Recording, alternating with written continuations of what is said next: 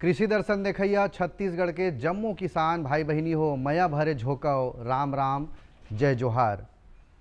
राम नाम की लूट है संगी और लूट सके तो लूट, अंत काल पछताएगा संगी जब प्राण जाएगा छूट। संगवारी हो ये बात ला हमर देवारी तिहार में जब गड़वा बाजा बजथे और राउत नाचा जब होथे तब दोहा पारे के अलगेच मजर इथे संगवारी हो। और अभी अभी हमन देवारी तिहार मनाए हन और छोटे देवारी तको मना डरेन संगवारी हो, पुन्नी मेला तको हो गे और धान के कटाई शुरू हो गए हावे और धन धान से परिपूर्ण हमर किसान मन हम मेला मड़ाई शुरू कर दे हावे। संगवारी हो पशुधन के हम बात करन तो हमार छत्तीसगढ़ में परंपरा के रूप से पहली देसी गाय भैंसी पालत रहें, लेकिन संगवारी हो ओमे दूध उत्पादन के दृष्टिकोण से यदि हम पालबो तो दूध उत्पादन कम होते ऐसे माने जाते। लेकिन समय बदलिस, वैज्ञानिक मन के सोच बदलिस, वैज्ञानिक तरीका से हमन नस्ल सुधार और कृत्रिम गर्भाधान के रूप में हमर पशुधन मन ला आगू लावन तो हमन ला दुग्ध उत्पादन के क्षेत्र में भी बहुत अच्छा आर्थिक रूप से बढ़वार हो सकत है। संगवारी हो आप मन देखा था मैं खड़े हों चंदखुरी के गांव में और ये डेयरी में खड़े हों संगवारी हो शोभा यादव जी के डेयरी हरे। यहाँ नस्ल सुधार के रूप में बहुत सारे गाय और भैंसी ला शोभा यादव भैया अपनाए है और बहुत अच्छा लाभ लेवत है। तो संगवारी हो अमन कृषि दर्शन कार्यक्रम में आज गोवंशी पशु मन में नस्ल सुधार और कृत्रिम गर्भाधान के महत्व के बारे में जानकारी लेबो। जानकारी में आप मन देवहूँ संगवारी हो, ओकर पहली आप मन देखो खास संदेश।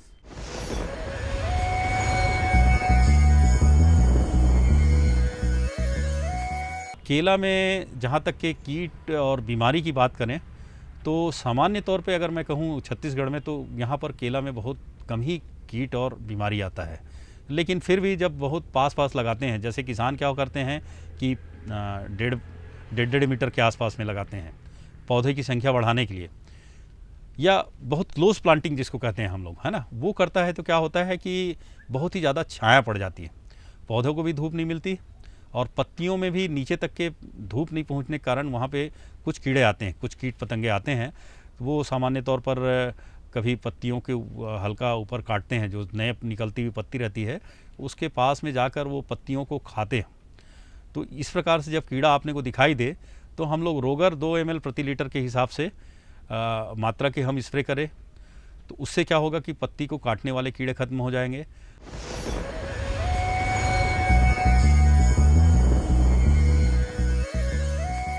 तो संगवारी हो आवो संदेश के बाद आप मन के बहुत बहुत मैं स्वागत करत हूँ हमार कार्यक्रम कृषि दर्शन में। और जे संगवारी है अभी टीवी चालू करी सो ही ओला में बता देवो कि आज हमार विषय है गोवंशी पशु में नस्ल सुधार और कृत्रिम गर्भाधान के महत्व।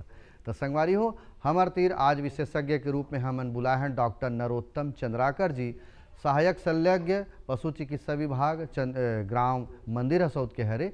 ओकर से सबसे पहली मैं यही पूछना चाहता हूँ संगवारी हो कि देसी गाय में या गोवंशी जो पशु है वो में नस्ल सुधार के काबर जरूरी है, काबर महत्व है और कृत्रिम गर्भाधान के का महत्व है, इला जानना पहली जरूरी है। तो आवो जानकारी लेथन कृत्रिम गर्भाधान के महत्व और नस्ल सुधार के महत्व का है। हमारे भारतवर्ष में जो गाय हैं खास करके गांव लेवल पे और जहाँ पे दूध उत्पादन कम है और देसी गाय जो जिनका उत्पादन कम होता है, इनमें नस्ल सुधार की आवश्यकता होती है, चाहे गाय हो या भैंस हो।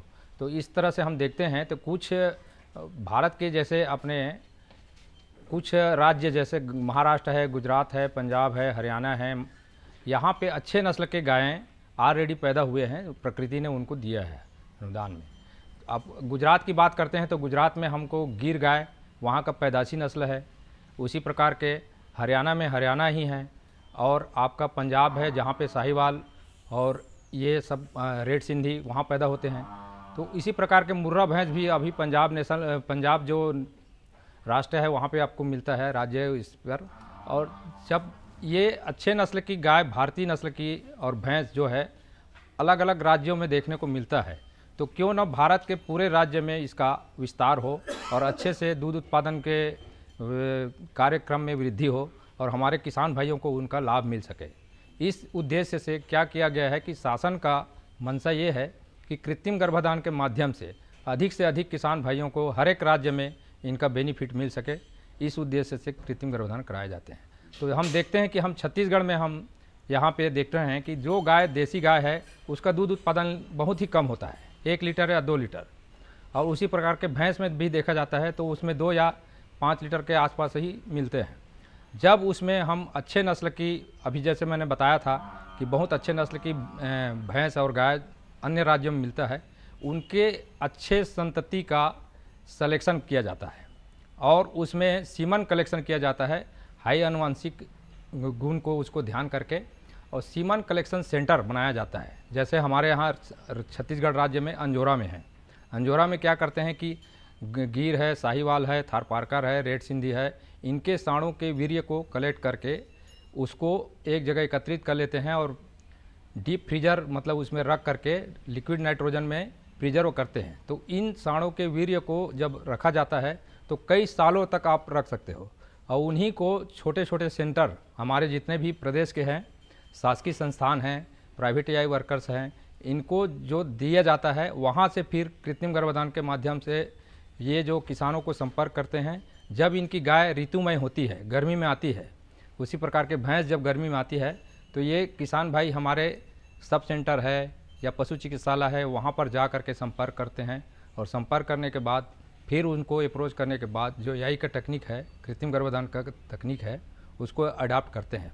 संगवारी हो, अब ये जानना जरूरी है कि नस्ल सुधार के बारे में लक्षण पशुपालक मन ला कैसे पता चले कि नस्ल सुधार अब मोला करना है, ओकर से का फायदा होथे, और कृत्रिम गर्भाधान करना है तो का फायदा होथे। तो नस्ल सुधार के लक्षण का है देसी पशु मन में, ये ला पशुपालक मन जाने तो कृत्रिम गर्भाधान कोती लौठी और नस्ल सुधार कोती लौठी। संगवारी हो, तो एक लक्षण के बारे में जानकारी लेथन। जानकारी आप मला देवा थे डॉक्टर नरोत्तम चंद्राकर जी हैं। दूसरा लक्षण है कि गाय जो है बार बार रम्भाने लगती है, अपने सामान्य जो व्यवस्था है उसके तहत से वो है हट करके बेचैनी महसूस करती है।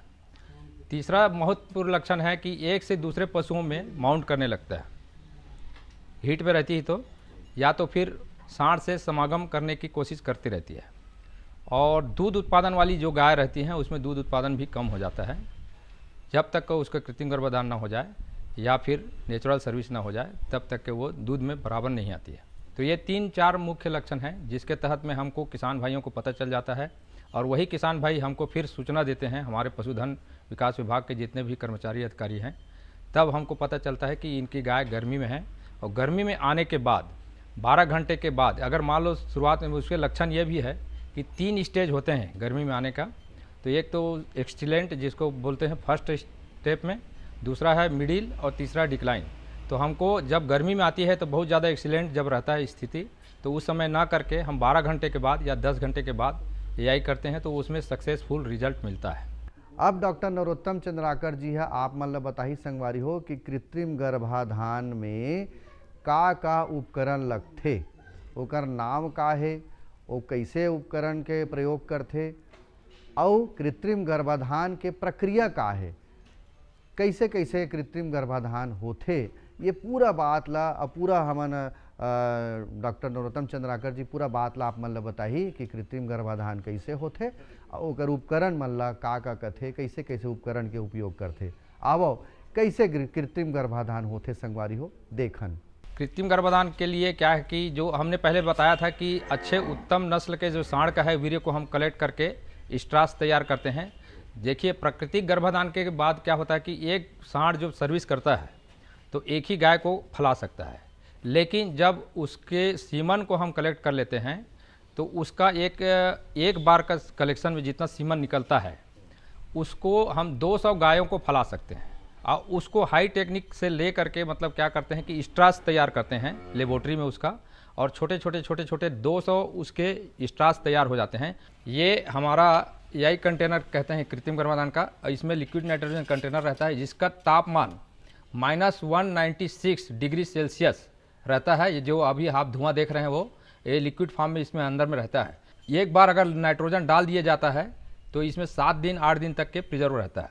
उसके बाद अगर इसके अंदर में सीमेंट रहता है जिसको हम कनस्टर कहते हैं, और जो अभी हम उठा रहे हैं तो इसमें ये है आपका कनस्टर है। ये सीमन जो है इसके अंदर में रहता है कनस्टर के अंदर में, और इस सीमन स्ट्रस कहते हैं। ये जैसे ये है आपके मुर्रा बुल का सीमन है।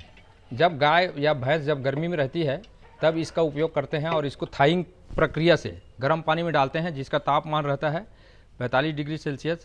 तो इसमें क्या रहता है कि सीमन का जो उसमें जीवित अवस्था में रहता है फ्री ड्राइड अवस्था में हो जाता है, और वो उसके बाद फिर जब इसको गर्म पानी में डालते हैं तो उसका जो शुक्राणु है तैरने लगता है, जीवित अवस्था में आ जाता है, और फिर 15 सेकंड में 15 सेकंड से 15 मिनट तक में आपको उसको जब थाइंग हो जाती है तो फिर इसको कृत्रिम गर्भाधान के योग्य बनाया जाता है। जिसमें यहाँ पे हम देख रहे हैं कि ये गन है हमारा कृत्रिम गर्भाधान का, ये गन है। गन में इसमें लोड करते हैं और शीत में इसको पैक करने के बाद गर्मी की अवस्था में फिर उसको कृत्रिम गर्भाधान के लिए गायों में प्रत्यर्पित करते हैं। संगवारी हो, हमन अभी चर्चा करत हन कि गोवंशी जोन पशु है तेमें नस्ल सुधार और कृत्रिम गर्भाधान के महत्व के बारे में बेरा हो गए। संगवारी हो, एक ठन संदेश दिखाए के, तो आप मन देखो एक खास संदेश।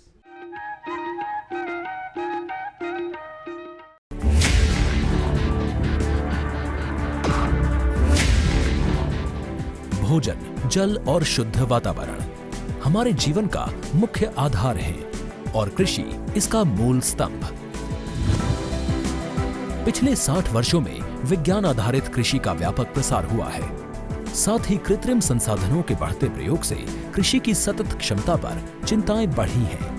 प्रधानमंत्री श्री नरेंद्र मोदी जी के दूरदर्शी नेतृत्व के अंतर्गत रसायन मुक्त जैविक खेती एक महत्वपूर्ण प्रयास है। रसायन मुक्त जैविक खेती को बढ़ावा देने के लिए 5 वर्ष पूर्व सरकार ने परंपरागत कृषि विकास योजना तथा उत्तर पूर्व भारत में जैविक मूल्य श्रृंखला योजनाएं आरंभ की। ऑर्गेनिक फार्मिंग को देश भर में बढ़ावा देने के लिए सरकार अनेक प्रयास कर रही है।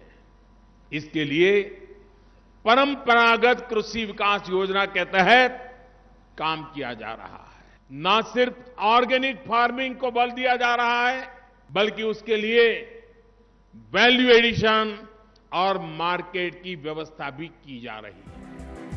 भारत सरकार एवं किसानों के सम्मिलित प्रयासों से आज देश के लगभग 36 लाख किसान 38 लाख हेक्टेयर क्षेत्र में जैविक खेती कर रहे हैं। इसके अतिरिक्त हमारे देश के अनेक ऐसे क्षेत्र हैं जहां आज भी पारंपरिक जैविक खेती हो रही है। इन पारंपरिक जैविक क्षेत्रों को जैविक प्रमाणीकरण सुलभ कराने हेतु पीजीएस के अंतर्गत लार्ज एरिया सर्टिफिकेट का प्रावधान किया गया है। इस प्रक्रिया की विशिष्टता ये है कि इसमें प्रमाणीकरण मात्र 2 से 3 महीनों में हो जाता है, जबकि सामान्य परिस्थितियों में इसमें 2 से 3 वर्ष का समय लगता है। अंडमान निकोबार केंद्र शासित प्रदेश के कार निकोबार एवं नैन काउरी द्वीप समूह देश के सर्वप्रथम ऐसे प्रमाणीकृत जैविक क्षेत्र हैं। अभी हाल ही में संपूर्ण लक्षद्वीप को जैविक खेती के रूप में प्रमाणित किया गया है। वर्ष 2016 में सिक्किम राज्य पूर्ण जैविक कृषि राज्य के रूप में प्रमाणित हो चुका है।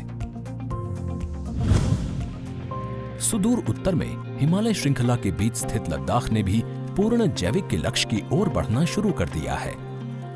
जैविक उत्पादों को बाजार सुलभ कराने तथा किसानों की उपभोक्ताओं तक पहुंच बनाने के लिए एक समर्पित जैविक खेती पोर्टल भी बनाया गया है। जैविक खेती पोर्टल के जानकारी मंच और विपणन मंच के माध्यम से किसानों को उच्च गुणवत्ता उत्पादन तथा बाजार उपलब्ध कराया जा रहा है। आशा है देश के सभी राज्य अपने जैविक क्षेत्रों का विस्तार करेंगे और देश में जैविक कृषि क्रांति को मजबूत करने में योगदान देंगे।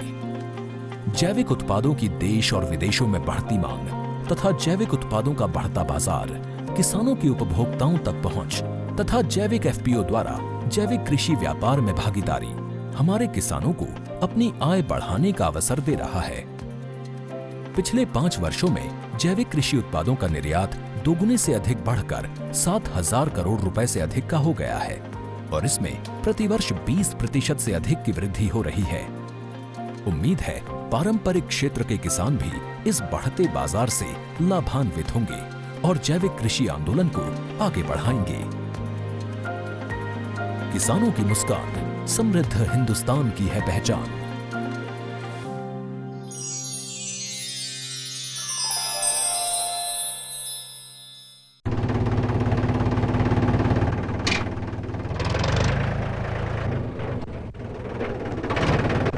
अरे हरकू वाह, बीज, कीटनाशक और आज खाद भी।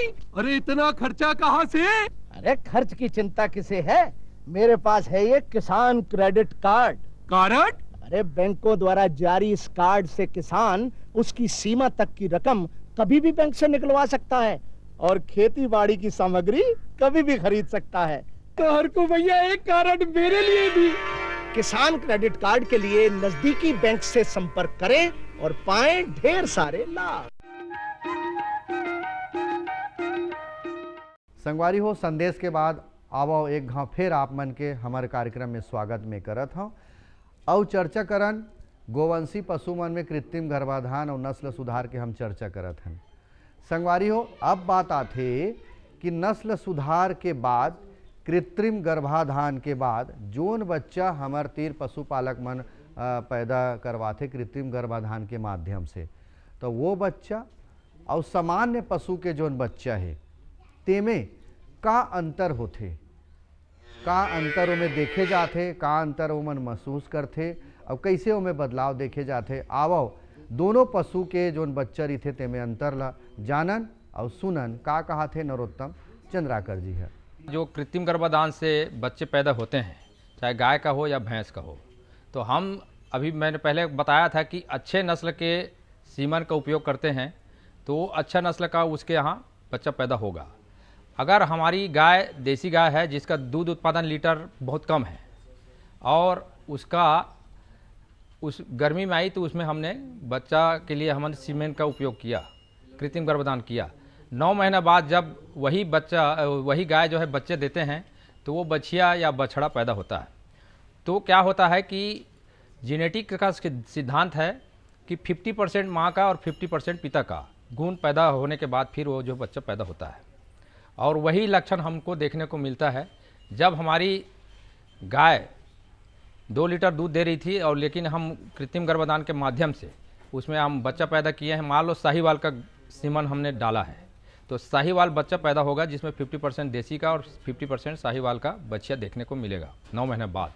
तो इसमें अंतर ये है कि हमारी देसी गाय और ये जो नस्ल सुधार वाली गाय है या बछिया जो है, ये 3 साल या 2.5 साल के बाद जो है माँ बनती है, गर्मी में आती है और उसके बाद 32 महीना बाद में माँ बन जाती है। वो देसी गाय लगभग 4 साल 5 साल में बनती है और उसका दूध उत्पादन कम रहता है। लेकिन जो नस्ल सुधार के बाद जो बछिया पैदा हुई है और वही बछिया 3 साल बाद जब माँ बनती है तो उसमें दूध उत्पादन में अंतर देखने को मिलता है। एक दूसरी, ये समय पर गाभिन हो जाती है, हमारे देसी की अपेक्षा बहुत टाइम लगाता है। दूध उत्पादन में आशातीत वृद्धि कैसे होता है, जैसे हमने उसको अच्छे नस्ल का सीमन डाला है तो साहीवाल में क्या होता है कि दूध उत्पादन क्षमता ऑलरेडी 10 से 12 लीटर से ऊपर होती है और हमारी देसी गाय में 2 लीटर होती है। तो जो हमारे बच्चे पैदा हुए हैं साहीवाल की, वो जब 9 महीना बाद बच्चा पैदा होने के बाद जब ये गाय बनती है 3 या 4 साल बाद, तब हमको देखने को मिलता है कि हमारी देसी गाय के अपेक्षाकृत उसका दूध उत्पादन में आशातीत वृद्धि होती है। इस प्रकार के हम जब कृत्रिम गर्भाधान से उसको बच्चा पैदा करते हैं तो वंश दर वंश अब हर प्रकार एक साल के बाद 7 जनरेशन के बाद उसका प्योर ब्रीड आता है। पहले बार 50%, फिर उसके बाद 75% और इस टाइप से स्टेप वाइज बढ़ता है और दूध उत्पादन में उनको आशातीत वृद्धि देखने को मिलता है। तो संगवारी हो, देखे हो कि नस्ल सुधार के बारे में कैसे कैसे सरकारी योजना है ओकर बारे में अभी जानकारी ले हैं। संगवारी हो, बेरा हो गए मनोरंजन के, तो आप मन ला हमन देखावत हन गीत और संगीत, आप मन आनंद लेवो। हाजू सब जगह आधार जू, हाजू सब जगह आधार जू, हाजू सब जगह आधार जू, हाजू सब जगह आधार जू, सब जगह आधार जू मोरे रामा, सब जगह आधार जू, सब जगह आधार जू मोरे रामा, सब जगह आधार जू, सब जगह आधार जू मोरे रामा, सब जगह आधार जू, सब जगह आधार जू मोरे रामा, सब जगह आधार जू। संतो नदी रे बहे एक धारा, नदी फिर बहे एक धारा। नदी बहे एक धारा रे संतो, नदी बहे एक धारा। नदी बहे एक धारा रे संतो, नदी बहे एक धारा। नदी बहे एक धारा मोरे राम, नदी बहे एक धारा। नदी बहे एक धारा रे संतो, नदी बहे एक धारा। नदी बहे एक धारा मोरे राम, नदी बहे एक धारा। नदी बहे एक धारा रे संतो, नदी बहे एक धारा। संगवारी हो, गीत संगीत सुन डरेन, पशु मन में नस्ल सुधार और कृत्रिम गर्भाधान के बारे में भी जानकारी ले डरेन। अब संगवारी हो, जोन पशुपालक है देसी गाय पालत पालत नस्ल सुधार कोती लौट गे, कृत्रिम गर्भाधान कोती भी लौट गए और ओकर से बहुत ज़्यादा फायदा उठावत है। ऐसे संगवारी से मैं आप मन से परिचय करावत हूँ, जेकर में है फार्म हाउस में यानी कि डेयरी व्यवसाय के जो शेड हेते में खड़े हों गांव चंदखुरी के शोभा यादव जी। ये डेयरी के जो व्यवसाय है ये हमारा पुराना पैतृक बिजनेस है। ये ला सेवा के भावना से हमार पूर्वज मन करत रही और देसी नस्ल के गाय और देसी नस्ल के भैंस से ये ला चालू करे रही। 100 गाय में लगभग 100 से 150 लीटर दूध मिला और 100 भैंस में वही 1 से 125 लीटर दूध मिला।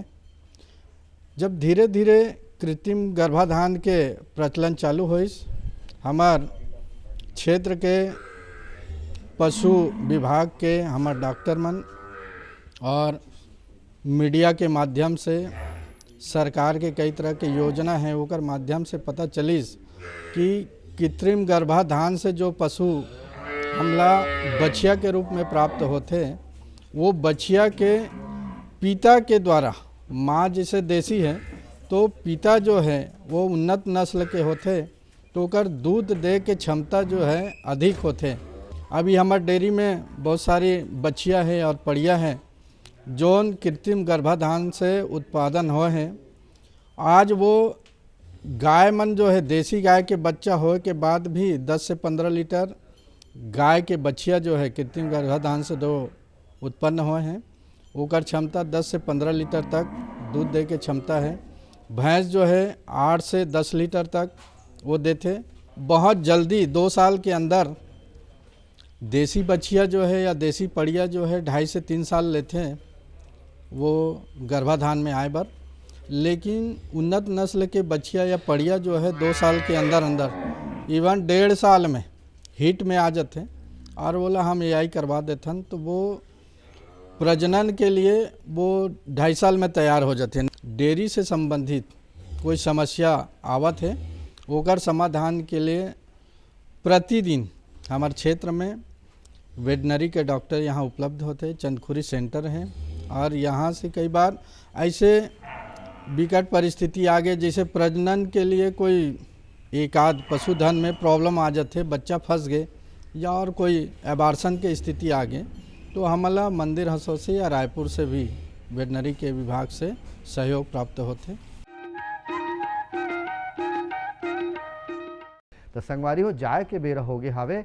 जाए के पहले यही निवेदन करी हूँ कि कोरोना महामारी है अभी तक पूर्ण रूप से ख़त्म नहीं हुआ है। संगवारी हो, निवेदन है कि सरकार को तिले या व्यक्तिगत रूप से अपन जोन भी सुविधा बनाए है या बनावत है सरकार है, गाइडलाइन जो भी बतावत है ओकर पालन करो, दूसर ला भी पालन करे के लिए प्रेरित करो और सुरक्षित रहो, स्वस्थ रहो, मस्त रहो। यही शुभकामना के संग मोला देवा विदा। जय जोहार, राम राम।